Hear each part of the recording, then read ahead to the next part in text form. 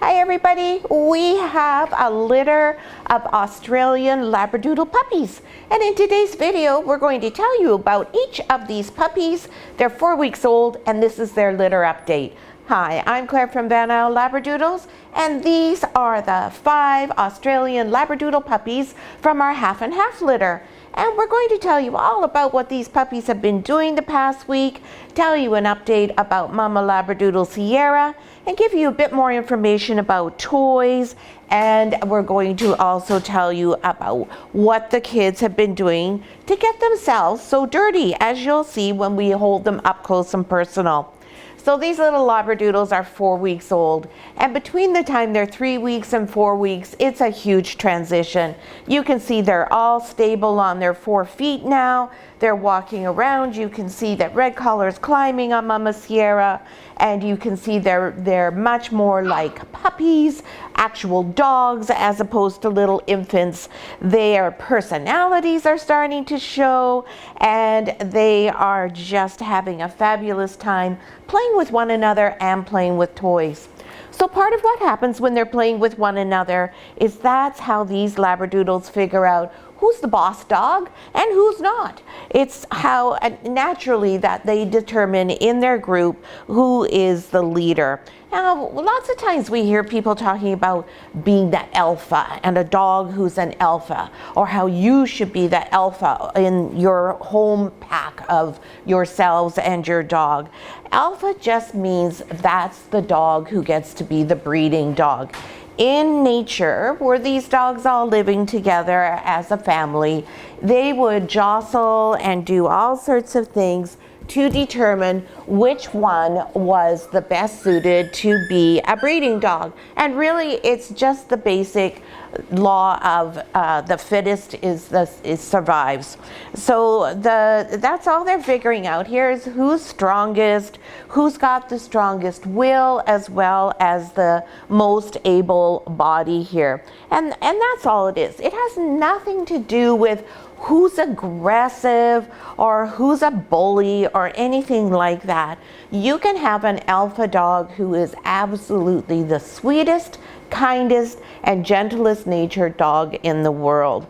So Sierra's a breeding dog. Now, she was artificially chosen to be a breeding dog because I chose her. It wasn't because out of her litter she established herself as the #1 dog in that group.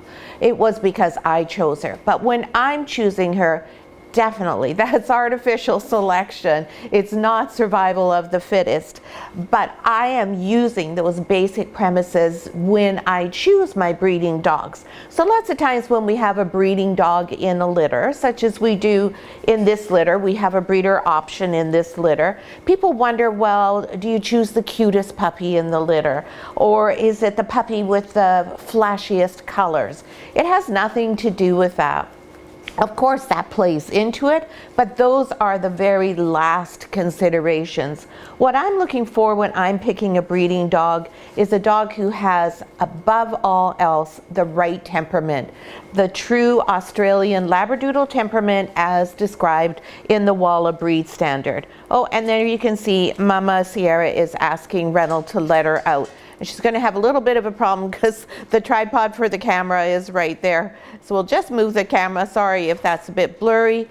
And she's just going to check and see if there's any cleanup she has to do, and then if she really and truly does want to go out or not. We'll let Reynold give her a call to get her out of the way. Oh, no, now she's changed her mind. Typical. Oh, well, she says maybe I'll stay after all. So what we're doing is we're looking for a dog who has that temperament Australian Labradoodles are known for. And that temperament is a very well-rounded, placid dog. Some people have this notion from the internet that Australian Labradoodles require some huge amount of exercise and are very energetic dogs. It's absolutely not the case at all. That would be perhaps an Aussie Doodle. And an Aussie Doodle is not an Australian Labradoodle. An Aussie Doodle is an Australian Shepherd, and an Australian Shepherd is a hugely high energy dog who requires lots of exercise, crossed with a poodle. These are Australian Labradoodles. Labs, Poodles, and Spaniels. So you get a very nice, well-rounded temperament, a calm puppy, puppies who are highly adaptable and have as probably their main trait a huge desire to please their people and to be social with people. So this is part of the reason why when professional Australian Labradoodle breeders are looking through their applications and determining if a family is suitable to go onto their reservation list, they look for families where somebody is at home the majority of the time, or where the dog is going to go to doggy daycare, perhaps if they're out of the home a couple of days a week. And that's because this breed is so very social. They do absolutely thrive and require human interaction throughout the day. This is not a breed who is happy to be left at home alone. Then you will have a very unhappy puppy. Now, lots of times you'll see things again on the internet or in various dog groups about, oh, my dog when I came home had eaten all my shoes, destroyed my couch, and gone to the bathroom in the house. Well, that's not because that dog's not well trained, and that's not because that dog is a bad dog. That's because that dog is miserable. Dogs can't speak, as we all know. All they can do is show you through their body language and behavior what they're trying to communicate to you. And it's up to you to be able to figure out what it is they're trying to tell you. So if you come home and that's what you find at your house, you have a dog who's miserable, a dog who's anxious, a dog who's depressed, and a dog who's very sad, a dog who does not like what you've done. So then all you need to do is figure out, okay, let's fix this up. First of all, we have to provide the dog with some entertainment while we're gone. Second of all, well, first of all, actually what we have to do is make sure that the dog is comfortable with you leaving, that the dog trusts you and respects you and understands that you will not do any harm to them and that you'll be coming back. That is the key to avoiding any sort of separation anxiety. And we talked in last week's video about how our entire setup at Isle Doodles is designed from the moment the puppies are born to have them comfortable with being alone and understanding that people are not always going to be right there for them, that they're not always stimulated and overstimulated and becoming anxious. And so that is one of the primary things you need to do. Earn your puppy's trust and respect so that they understand that you're going to come and go and know you're going to come back. And also give them something to do while you're gone that's entertaining, something that will last for the time you're gone, and that you won't be gone all day. You can't go to work for 10 hours or 8 hours or even 5 hours a day when you have a puppy. You may get a dog who will put up with it, but I can tell you without a doubt, you'll have a puppy who's very unhappy. And what's the point of having a dog if they're going to be unhappy? So it's incumbent on you to figure out how to make sure your puppy is in a happy situation, that you've provided them with everything they need to be okay while you are gone.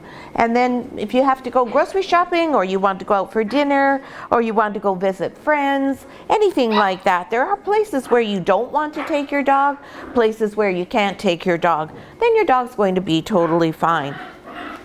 So that is the first and foremost thing we look for when we're finding a breeding dog, is that we're looking for a dog who has that perfect Australian Labradoodle temperament. We want a dog that has really strong eye contact, one who can problem solve readily, one that doesn't fuss or need extra care and attention, one that has lots of confidence but is not so bold and brash that they are a little bit outside of the more even keel type of temperament. So Sierra, our mama Labradoodle here, you can hear all sorts of noise in the background, by the way. There's bowls being tossed around, there's barking. Those are the puppies from the calico quilt litter. They are running inside, outside. They are using their dish to play with. Now they're having an argument there. Somebody's trying to determine who's the boss. They're growling away and just having a great time. So those puppies are going to be going home this Saturday. So they're about twice as old as these puppies. So huge change from 4 weeks to 8 weeks old. And you'll see when these puppies turn 8 weeks old, oh my goodness, there's a real war going on between two of them there. They're having a real little get to. So when we're looking for a breeding puppy, the other thing we look for is structure. We want the puppy to have the right conformation, as we call it, that matches the breed standard. So we'll just use Red Collar Girl here as an example. And it's too young to determine with these puppies right now. But what we're going to look for, oh, here's Green Collar is going to stand in front. What we're going to look for is they have the right leg length, back length in relation to their height, that their tail's in the right place, that their neck is coming out of their body the way we want, their ear set is good, their eyes are placed properly, their stop is good, their muzzle is the right shape, that they have a really nice lay back on their shoulders, good angulation in the rear end. So, and look at those filthy paws. Those are the types of things that we look at. And of course we want their bite to be just right. Bite is something that we would discard a dog for if it was not 100% perfect. We would not discard a dog from a breeding candidate if, for instance, their ears were not as high as we like or not as wide as we like. Green's getting offended. I'm suggesting her ears aren't right. Your ears are just fine. Hi! And we would not discard a puppy if their tail happened to have a curl in it when everything else was perfect. So those are the types of things we look for in terms of their structure. And then if we have a puppy who has an amazing personality, but perhaps has ears that aren't quite right and a tail that's not quite right, and we have another puppy who has absolutely perfect conformation, perfect ears and tail, but the personality is just not quite what we're looking for, we'll take the puppy that has the personality. That is the number one thing and overrides everything else when considering a breeding dog.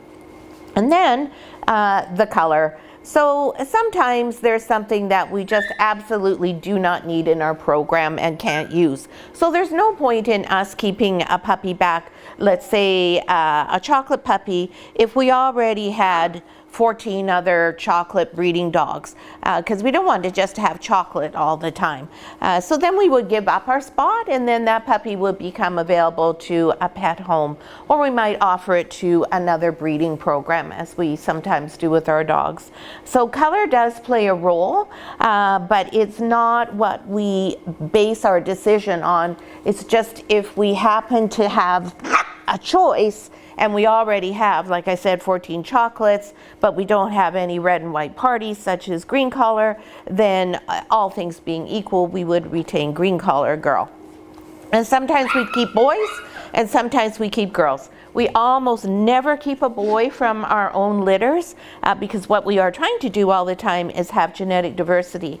However, we do have enough lines and enough new boys and a couple of new girls such that we can afford to keep a boy from time to time. And so if it turned out in this litter, for instance, that black collar boy here was the perfect pick of the litter, then that would be the puppy we would decide, are we going to keep that puppy? Can we use him with enough girls? Or will we offer him to another breeding program? So generally, if that happens, what we do is we look for a breeding program where we can do a trade. So let's say in this litter I wanted a chocolate and Yellow Collar Girl wasn't what I was looking for and Black Collar Girl was perfect. I would look for a breeder who was looking for a boy like Black Collar boy here and see if they could trade me for a chocolate girl. So that's kind of how breeders work together. You get to know the breeders that you trust, that you're familiar with, who have lines that are similar in terms of what you like your puppy to be like, but with different pedigrees so that you are not having the same genes over and over and over. So there's a little bit about how we choose our breeding puppies. Now you can see we've got a few more toys in here, and you can also see the puppies are dirty. So let's use Green Collar Girl since she's here, and she has filthy feet, and I can tell you that this girl, we refer to her as the klutzy one right now, not because she's uncoordinated, but because every time the pan of food comes in, and we'll put the pan in a little bit, she just absolutely has to put her feet in it. And that's what all this is. She gets herself all covered in her food, then she wanders around and plays, and so the dirt just sticks to her. So no matter how many times we clean her off a day, she's giving me the funniest sideways look there like, Why am I the example for what's not supposed to be? I'm sorry, Green. Did I hurt your feelings? Did I hurt your feelings? Oh no. Are you silly girl? There you go. Anyways, that's what happens to them right now. So they get all sorts of sticky ickies on them. Their paws are usually what end up being the messiest. They get lots of mess in between their claws here. So when they're cutting their feet, sometimes it's hard to find the claws in amongst all the gooky stuff that they've got in there. Eh? Do I have lots of cookies? But they're having a blast eating. They're on frozen raw now. So they're eating Stella and Chewy's frozen raw mixed with a bit of goat milk. No more pumpkin. And they are no longer having their Benebac probiotic supplement. They don't need that when they're on a complete, fully balanced raw dog food. Now that they're older and their immune system has developed a little bit and they're all thriving on the food. Everybody's doing really, really well with the raw food and they're very enthusiastic. Sierra has been enjoying visits from her guardian moms up here. They're up here 2-3 times a week to visit Sierra. She just lives for those moments, and she's no longer interested in showing the puppies to her guardians. Now all she's interested in is, hey, pay attention to me, let's go, and is it going home day yet? She is counting down the days. So now that the puppies are 4 weeks, next week when they turn 5 weeks, Sierra will no longer sleep at night in here with them. At night now the door is open, she can come and go, she can do whatever she wants during the night with the puppies, but she still is sleeping in the doodle den. But next week we will move her into our bedroom because part of the weaning process involves drying up her milk supply. So to do that, we cut back on her food ration so that she's back to eating her normal amount of food as opposed to the 3-4 times extra that she's been eating in order to have enough calories to feed all the puppies. We do that. We put a little bit of sage on her food too. Sage works really well to dry up the milk bar. And then we have her out of the area where the puppies are, except for 3-4 times a day to feed them. So that way she doesn't hear them, she doesn't smell them, she doesn't see them. And by doing that, we help to have her body understand that the puppies are now on their own and she no longer has to produce milk. And then when she's 6 weeks old, her guardians will come pick her up, and that will be, sadly for us, the last time Sierra will be here staying with us. We love having Sierra. She is one of our favorite dogs. She is so easy. She's such a kind, sweet, and gentle dog, and she's just a joy to have in the house. You don't actually even know that Sierra's here. She's so well behaved, and she just fits in seamlessly.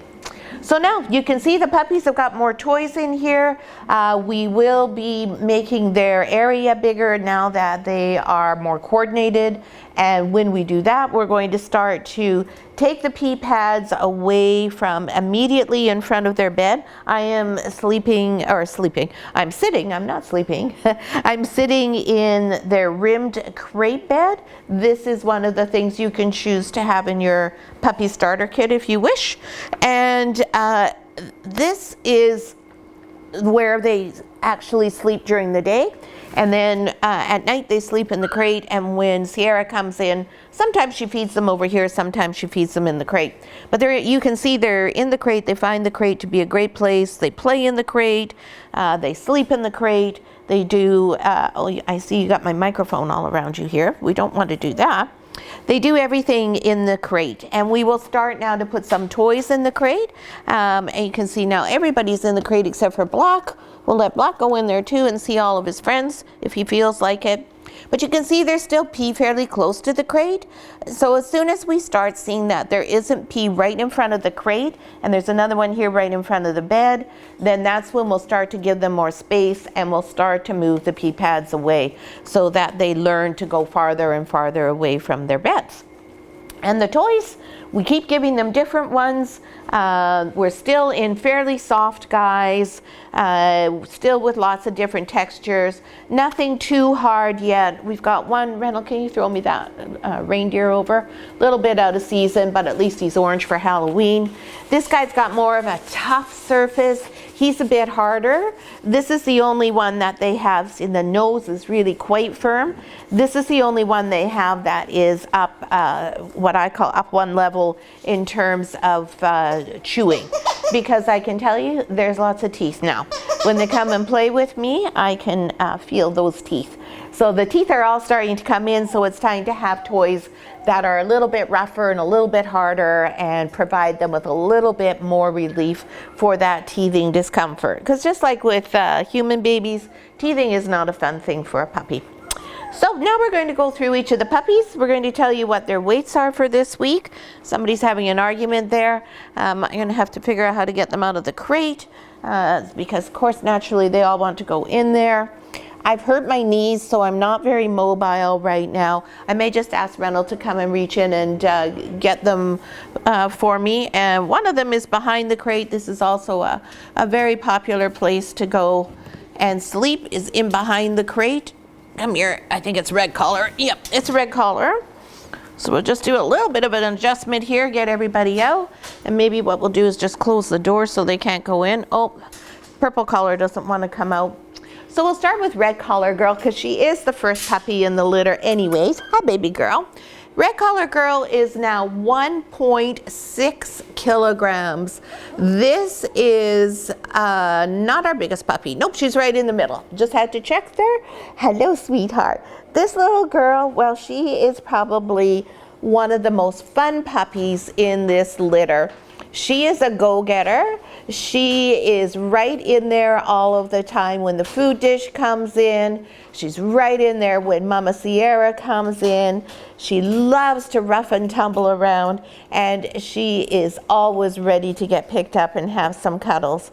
Just a really sweet girl. And this is our little apricot party girl. So that's Red Collar Girl, and she is in at 1.6 kilograms. And then next is Green Collar Girl, who looks very similar to Red Collar Girl. Thank you for coming up and making yourself available and trying to eat my microphone. You know, it's amazing how the puppies, they have 8 million things, but the thing they find to chew on is my mic pack. Hello, Miss Green Collar with the filthy feet. Somebody's going to need a little cleanup there. She's still got that mad face on.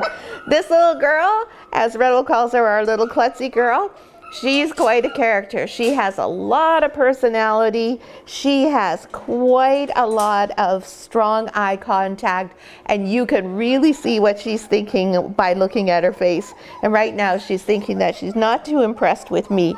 And Green Collar Girl is our biggest girl in the litter at 1.79 kilograms. And there is your mama coming back to check out to see what I'm doing. And you can hear them, they're all making a fuss, wondering if they get to have something more to eat. Sierra's just come in because I'm picking them up. She's not really interested in feeding them, but she wants to make sure that I'm not doing anything wrong. Next is Yellow Collar Girl. I'm sorry, Yellow Collar Girl, I know, how rude, right? Yellow Collar Girl's our little chocolate sweetheart from the litter. This little girl's a little pixie. She's tiny, but oh my gosh, she's got the cutest face, and you can tell, I was just going to say, this is our kissy girl, and indeed she's just going to show you how kissy she is. Super affectionate little one, so much fun. She's just a blast to watch because she is tiny. She bops around, but she has no problem holding her own. And Yellow is not the smallest puppy. She is 1.54 kilograms, and just like last week, she is 0.02 kilograms bigger than Purple, who I can't see at the moment. Oh, because he's right beside me here, right in front of my eyes. Purple Collar Boy, he is our next puppy. And this is our handsome red boy. He is got this really pretty little bit of white on his paws. This guy's gentle, very, very gentle guy. A little bit quieter, very nice puppy, very calm, very even, has fun right in the midst of things, but definitely a gentle fellow. And purple's 1.52 kilograms, so 0.02 difference. Last week there was 0.04 difference between yellow and purple, so he's catching up. Maybe he's going to beat yellow at the end of the day, because yellow previously was always the smallest one. And then we've got black collar boy. And I'll just grab him before he can get in there. Sorry, buddy. Black collar boy is 1.66 kilograms. He is a sturdy fellow. He may be a little bit less than yellow, but he's really solid, and he's not wanting to stay up there now that Mama Sierra is in here. He says, no, let me go. I want to go see my mom. Come on. She doesn't come in that often to let us nurse. So when she's here, I want to get right in. Yellow, you're on the wrong side. You're not going to get too far that way. We'll just let them have a little nurse, let you enjoy watching them for a couple of minutes. She probably has no milk at the moment, and that's why they're kind of running around looking a little confused. So what we'll do is we'll put their pan of food in a minute. When we finish filming, we'll take Sierra out and we'll put their food back in. And this is the perfect time because they're hungry. They didn't get anywhere with Mom, so they'll be right in there eating the pan. And there's red collar. See, she's already smart enough to know there's nothing there. She says, I'm not going to waste my time with that. I'm going to come over here and play with you. Same with yellow. Yellow saying, well, have you got that dish with the good stuff in it? So that's our update for week 4 for these Labradoodle puppies from the half and half litter. I hope you all enjoyed the update. If you are on our reservation list, this is your puppy family visit week. We have 4 families on this list because there is a breeder spot, and one of our families lives in Florida. So understandably, she's not going to be flying up to attend the family visit. So it's going to be a nice intimate group with just the 3 families. We're looking so forward to meeting all of you and having you come and enjoy an hour or so with the puppies playing in our puppy family room. If you have any questions or comments, please feel free to post them here on the video. If you enjoyed the video, please give us a thumbs up if you have a moment, and we hope you'll be back to watch these puppies up until the time they're allocated. Thanks so much for watching.